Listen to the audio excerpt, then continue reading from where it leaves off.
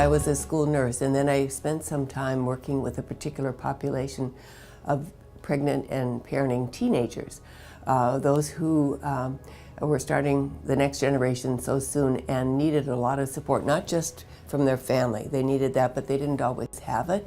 And so there are times when we want the community to come together and be that support for those who are particularly vulnerable. And when I think of CAC, I think of vulnerable children, babies and their moms and that family constellation, young people.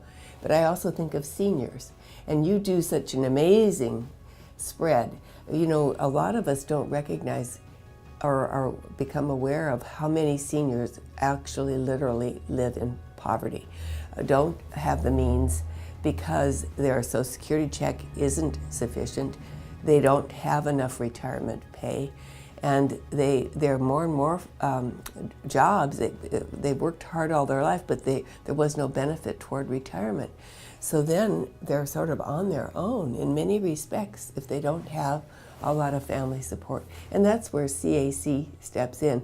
I look at you sort of as a surrogate family. So many people tell me, well, I'm cynical of the whole business. It's a mess, it's corrupt, it's all this. And I say, that's the time you should get engaged. That's the time. It only works when people are engaged. I encourage people to go to school board meetings, to get involved in community activities, to see how things work, and then say, yes, I'll help out in this way or another.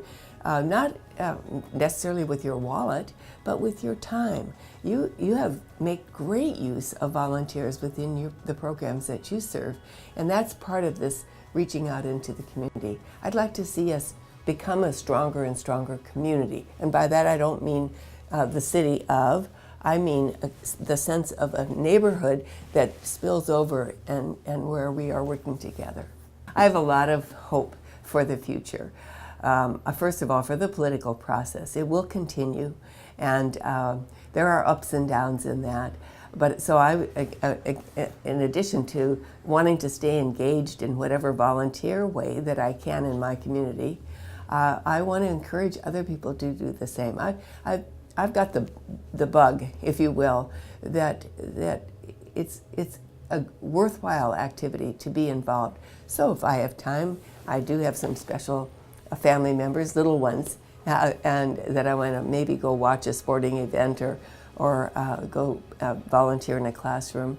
But I also want to make sure that I stay involved with programs like CACs where some of my background could be of service. The phrase that always lurks in the back of my mind and haunts me sometimes, and maybe at the end of the day, is the one, it might be a scriptural passage that says, to whom much is given, much will also be required. And I feel like I've been blessed, first of all, by my family and by my surroundings and this wonderful community.